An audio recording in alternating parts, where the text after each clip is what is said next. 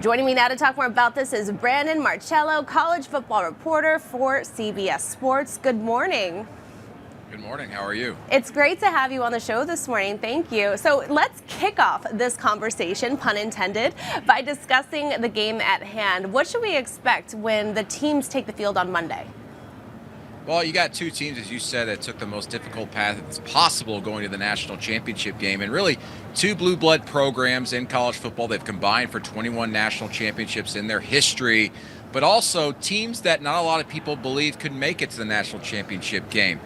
Ohio State lost two games in the regular season, including to their rival Michigan in their final regular season game in a big upset, one of the biggest upsets of the year. And Notre Dame as well, in week 2 of the season, lost to Northern Illinois, a small program that ended up losing a lot of games itself, but also lost to a 3-9 team later in the season.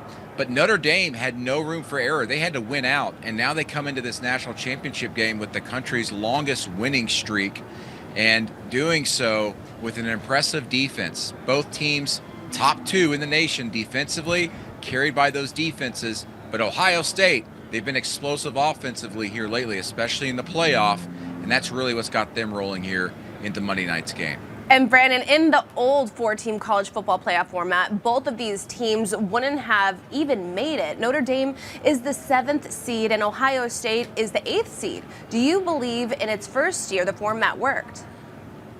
Yeah, I think so. There are some tweaks that are going to come to the 12-team playoff potentially. A lot of talk about the seeding process. As you mentioned, the 4 highest-ranked conference champions get first-round byes.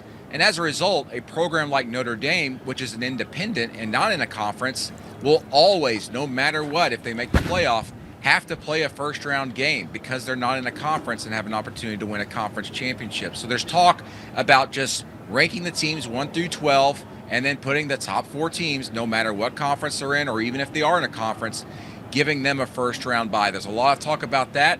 And then even further down the road, in a couple of years, they're talking about potential further expansion, going from 12 teams to potentially 14 or maybe even 16 teams. Now, all 4 teams that received a first-round bye, Oregon, Georgia, Boise State, and Arizona State, lost in the second round, 3 of whom lost by double digits. Do you see the CFP tweaking the format again within the next few years? Yeah, I think so. I think we could see something as soon as this upcoming year. Specifically when I talk about the seeding process, I think that we could potentially see something much along the lines, if you're familiar with the men's basketball tournament, where a certain amount of conference champions get automatic berths into the playoff. They're getting that spot in there, but they're not going to be guaranteed a certain seeding. So in this instance, the top 4 conference champions, no matter where they were ranked, they were guaranteed one of the top 4 seeds, and as a result, got a first-round bye. I think there's going to be a lot of push to do away with that system. And in just the past several years, we've seen college football move from the old BCS system to the 4-team playoff and now a 12-team playoff. When do you believe that there will be further playoff expansion, perhaps to 16 teams? Yeah, I think here within the next 2 to 3 years, there's a new TV contract that'll go in place with ESPN starting in 2026, and that's kind of the target for everybody, that if we're going to expand this thing, we're going to go from 14 or to 16 teams, starting with the 2026-27 season when that new TV contract goes into place. There's been a lot of discussion about this really for the last year or two, because when the college football playoff was being discussed and an expansion at that point we had 5 power conferences. And now we only have 4 power conferences because there's been a lot of consolidation and realignment within conferences over the last 2 to 3 years. So the game has changed quite a bit, so to speak. So they got to tweak things to kind of coincide with what college football looks like today, and for that matter, what it's going to look like in the future, because there could be more consolidation coming up in the future. So they got to keep their eyes on that as well. And Notre Dame, famously a college football independent, earned a total of $20 million by reaching the championship game. In this era of college football, with the NIL and soon revenue sharing, how significant is this? Well, it's big. I mean, Notre Dame's already one of the richest programs out there, but every program in the country along in the power conference era, and also because of Notre Dame being considered a power conference team despite not being in a conference, they're all on the hook for having to pay $20.5 million to their players in revenue sharing starting in July.